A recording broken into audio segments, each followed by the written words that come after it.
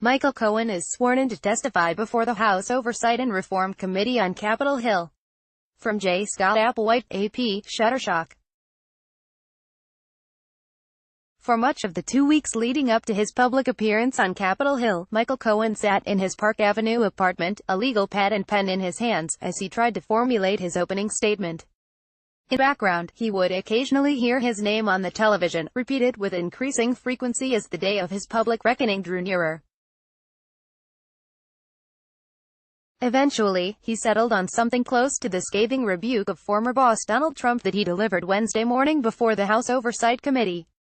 The president, he would say, is a crook, a cheat, a liar, and a racist who orchestrated a hush-money scheme in the run-up to the presidential election, inflated his wealth, and had advance knowledge of a WikiLeaks plot to release damaging emails about Hillary Clinton. Cohen passed what he figured would be his final draft to his legal team. It was eviscerating, they thought. It struck the right tone, and presented a damning, first-person perspective on Cohen's 10 years in Trump's employ. But, his lawyers cautioned, Republicans on the committee would be looking for any opportunity to poke holes in his story. Cohen had already pleaded guilty to nearly a dozen criminal counts, including campaign finance violations, financial crimes, and, perhaps most important, lying to Congress. They would relentlessly attack his credibility and discount his personal anecdotes without documentary evidence of Trump's alleged misdeeds. iTunes user. Just tap here to listen to Inside the Hive at your convenience. And don't forget to subscribe. It was around this point that Cohen saw a congressman on cable news discussing Trump's financials, and he remembered that he had some of those documents. Federal agents had seized them from his former office in Rockefeller Center last April as part of a criminal investigation by the Southern District of New York. The boxes they'd returned were in a storage unit in the basement of his Trump-owned building, incidentally, the same building where Ivanka Trump and Jared Kushner keep an apartment. So he went down to look. About 9 boxes were there waiting for him. The first contained a bunch of junk. The second did, too. "Oh my God," he said when he opened the third. He'd hit the mother lode. In the third box were 3 years of Trump's financial statements, from 2011 through 2013, which Cohen pointed to on Wednesday as evidence that the president had purposefully inflated and deflated his personal assets when it suited him, to secure bank loans or land a higher spot on the Forbes 400 list, for instance, or to lower his tax liability. There were also countless personal notes from Trump, scrawled across newspaper clippings, printed articles, and torn-out pages from glossy magazines.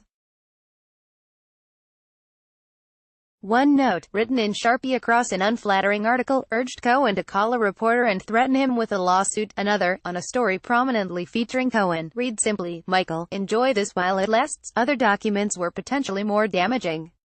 The box also contained an email with Trump Organization CFO Allen Weisselberg, whose name came up almost as often as Trump's in the House hearing on Wednesday. The exchange had to do with how Cohen would be reimbursed for the $130,000 payment he made to adult film actress Stormy Daniels, 11 days before the election, in order to keep her from going public with allegations of an affair with Trump.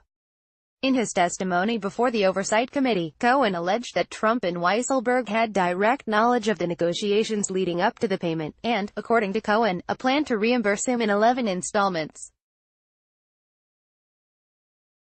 He told the committee that upon visiting Trump in the Oval Office in early 2017, the president brought up the reimbursements.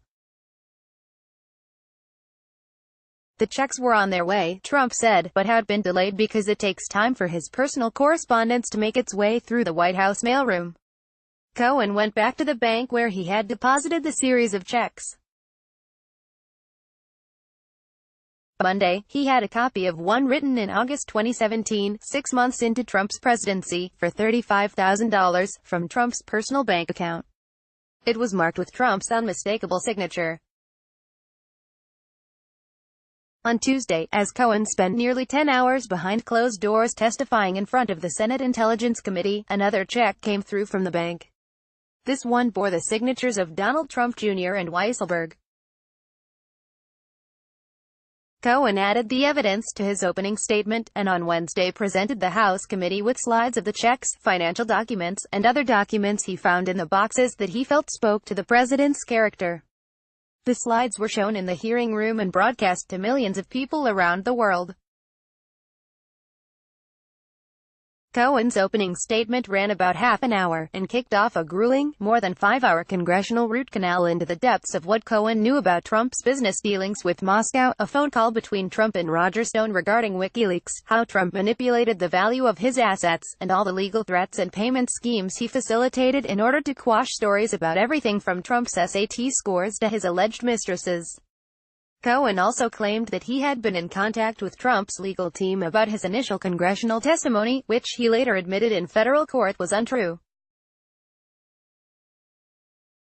But as Cohen's legal team had predicted, Republicans were mostly uninterested in his testimony against the president. Instead, they used their time to hammer Cohen's credibility, inquiring about the crimes to which he had pleaded guilty and whether he hoped to cut book or movie deals to profit from his infamy. At times, Cohen grew indignant. When the committee's ranking Republican, Rep. Jim Jordan, accused him of wanting retribution because he was not given a job in the White House, Cohen, whose hands were clasped in front of him on the long wooden table, tensed. "Shame on you," he said. "Shame on you." The moment was as authentically Cohen as the jokes he cracked several times throughout the day. When one Republican asked if anyone was paying his high-powered attorney, Lanny Davis, a former Clinton ally, as Republicans repeatedly pointed out, Cohen responded by asking if the congressman was offering to pay. When another representative inquired if he had signed a movie deal, Cohen said he hadn't, but that he was happy to talk about who would play them both in an eventual biopic. Cohen remained largely stoic as he recounted, again and again, that he is indeed guilty of multiple crimes, but that he is full of remorse and will be paying the price when he reports to prison in May to begin his 3-year sentence. He rattled off details about the president's involvement in the Stormy Daniels affair, and implications that he had briefed Don Jr. and Ivanka nearly a dozen times about efforts to build a Trump-branded tower in downtown Moscow, in the same monotone voice in which he acknowledged without hesitation that he is still cooperating with the SDNY, in the hopes of potentially reducing his prison sentence. He teared up once, during committee chairman Elijah Cummings' closing statement, when Cummings brought up a photograph the congressman said had pained him, an image of Cohen walking with his daughter, who was using a crutch while she recovered from hip surgery, as he left his sentencing hearing in December. Cohen's nose reddened as he brought his hands to his mouth.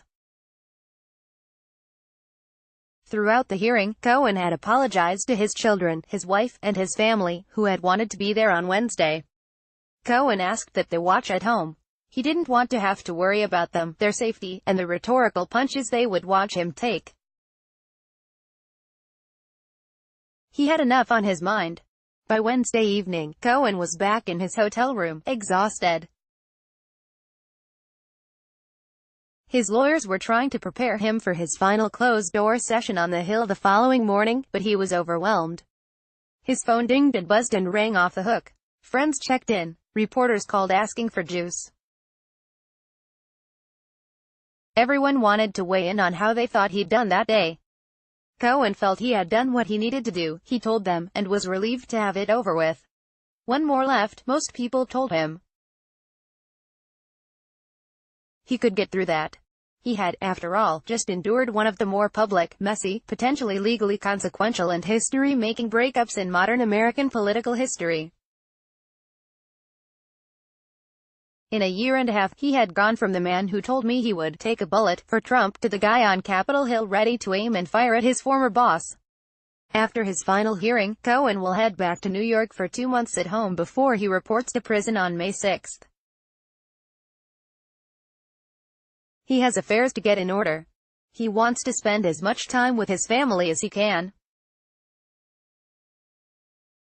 And, as he made clear on Wednesday, he is still actively participating with investigators in ongoing inquiries out of the Southern District, which many in Trump's inner circle agree poses the most dangerous, long-lasting threat to Trump, his business, and his family, a point Cohen underscored in front of the committee. Is there any other wrongdoing or illegal act that you are aware of regarding Donald Trump that we haven't yet discussed today? Rep. Raja Krishnamurthy asked him. Yes, Cohen responded.